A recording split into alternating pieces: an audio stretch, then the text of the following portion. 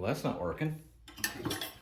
All right, so in order to fix a toilet that's not flushing strong enough to where you basically have to hold this handle down for the flush to actually take effect.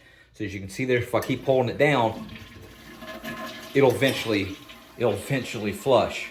So you need to be able to make the handle stronger.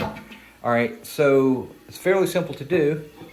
The only thing you have to do is, of course, remove the basin. What you have to do is, you can see here, the handle chain is connected to the flapper. And what it is this chain is too long.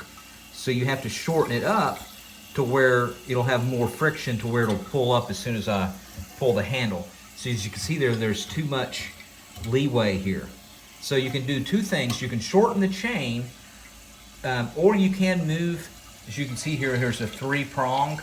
You could try to move the chain here to this last one to give it a little bit more friction, but for me that actually didn't work. So what we're going to do is we're going to shorten the chain. I'll show you how to do that now. So we're going to move the chain off the hook here. So you can see there. So what I'm going to do is I'm actually going to hook up here, and like maybe about 4 or 5 rungs, I'm actually going to go like that.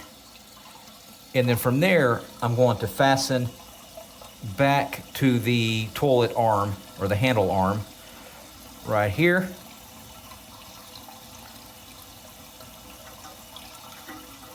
Like this. And you're going to find that that's going to give it a lot more, it's going to shorten the chain, and it's going to make it to where you can flush again. So let's go ahead and do it in a second. All right, now let's try it with the shortened chain length. That's it. All right, so that's all you have to do. Put a like in the video, and also I'll put a link at the comment section where you can buy a new arm, which is the handle plus the arm, in case your arm is broken, which is very frequent, and you can get a cheap one off of Amazon. All right, thanks for watching.